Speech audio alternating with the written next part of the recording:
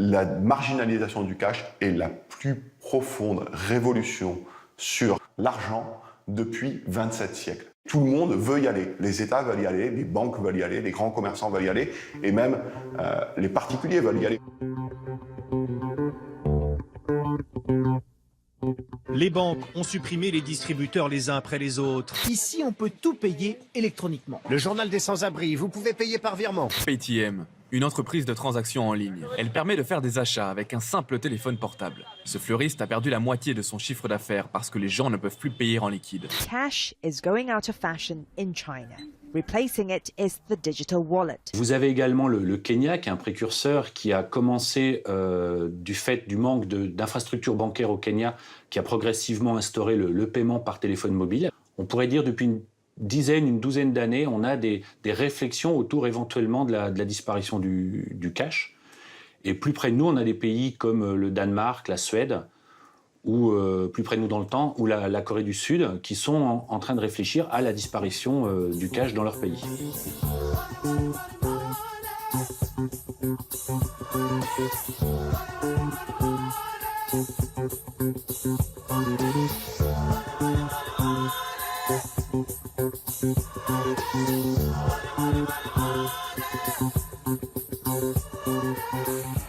Ce qui se passe à la fois en Chine, en Suède, enfin en Europe du Nord au sens large, mais aussi en Afrique par exemple, c'est le sens de l'histoire. Le sens de l'histoire n'est pas qu'on va rester avec des chèques, avec un bout de plastique, avec une puce dans sa poche. Enfin, tout ça n'a pas vraiment aujourd'hui de sens, ni en termes de sécurité, ni en termes de fluidité.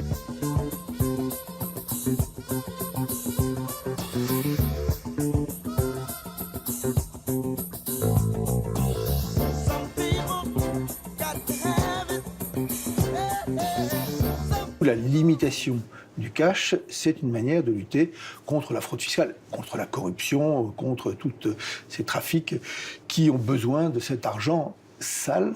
Mais la raison principale, objectivement la raison principale, c'est la traçabilité du mouvement qui vous vient de tel ou tel village d'Irak, qui passe par la Turquie, qui va faire le tour du monde au Japon, avant de revenir faire en sorte que tel ou tel assassin puisse disposer de 250 € pour acheter ou louer la voiture dont il a besoin. Donc cette traçabilité, elle n'est pas faite pour viser chacun d'entre nous, d'ailleurs ça n'aurait aucun intérêt. Elle est faite pour permettre aujourd'hui de resserrer les mailles et lutter contre ces grands fléaux que sont aujourd'hui, par exemple, le terrorisme.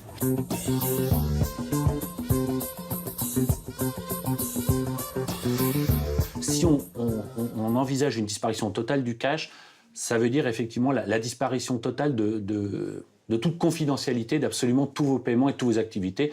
On saura exactement ce que vous avez consommé, à quelle heure, dans quelle boutique, est-ce que vous le consommez régulièrement. Et même si on n'a rien à se reprocher, c'est vrai qu'on n'a peut-être pas toujours envie que l'ensemble de nos dépenses puisse être répertorié, classé. Donc ça, c'est un vrai problème.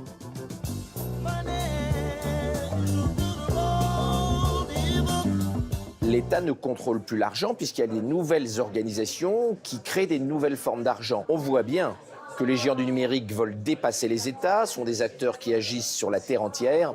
Avoir sa propre monnaie, c'est le début de la puissance étatique. Derrière, peut-être qu'un jour, Google ou Facebook voudra avoir sa propre armée et son propre territoire. La monnaie a une définition physique depuis les penseurs grecs, depuis Aristote, donc ça fait très longtemps. La monnaie a toujours été quelque chose que l'on touche. Oui, on peut considérer que c'est une révolution très très importante. Encore une fois, parce que ça va aussi fondamentalement modifier les comportements. Si la monnaie est entièrement numérique, il y a le danger que les hackers puissent voler des sommes incroyablement fortes d'argent.